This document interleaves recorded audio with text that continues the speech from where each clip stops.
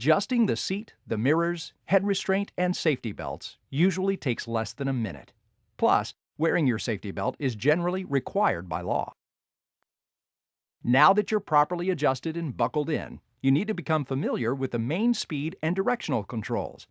These are the gear lever, the accelerator pedal, and the brake pedal. The gear lever allows you to select which gear you want to drive in.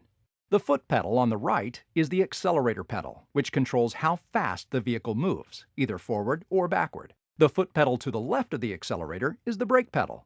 This controls how quickly the vehicle slows down. Another important feature is the parking brake, which is designed to hold a parked vehicle in its place. The parking brake is usually located in one of two places.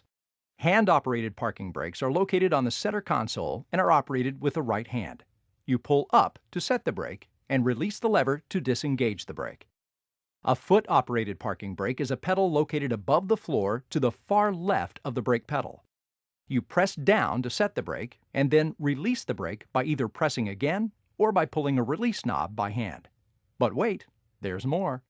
In addition to these primary controls, you have a full set of secondary controls to help you communicate with and stay visible to other people on the road. Although rarely used, the horn is used to communicate your presence to other drivers. It's usually activated by pressing on the middle of the steering wheel. The turn signal lever lets us signal other cars before we turn or change lanes. Pushing it up turns on the right turn signal, and pushing it down turns on the left turn signal. Hazard flashers make lights at the front and the rear of the car blink simultaneously. They attract attention when necessary, such as when a car is pulled to the side of the road because of a mechanical problem. Windshield wipers help drivers keep a clear view of the road and traffic in wet conditions. There's a control to turn them on, and a speed control that lets you adjust the speed of the wipers according to the amount of rain or snow. The windshield washers help you clear the windshield of dirt, particularly the spray that's thrown on the windshield by trucks and other vehicles ahead. There's a control to turn the headlights on, which we should do every time we drive. This will help reduce risk by increasing your visibility to other drivers. There's also a high and low beam control. There's a control to turn on the heat when it's cold, or to get cold air when it's hot. Most vehicles also have levers or buttons to activate releases, such as to open the hood, the trunk, and even the fuel door. In addition to these vehicle controls, there are some gauges that you need to know about. The speedometer shows how fast you're going. The odometer shows the total distance traveled by the vehicle.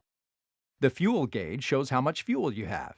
You may have a little fuel left when it reads empty, but don't count on it. Additionally, there may be a symbol telling you what side of the car the fuel door is on. This indicator shows the temperature of the water in the cooling system. The oil gauge shows the engine oil pressure. A light will signal when the pressure has dropped to a dangerous level.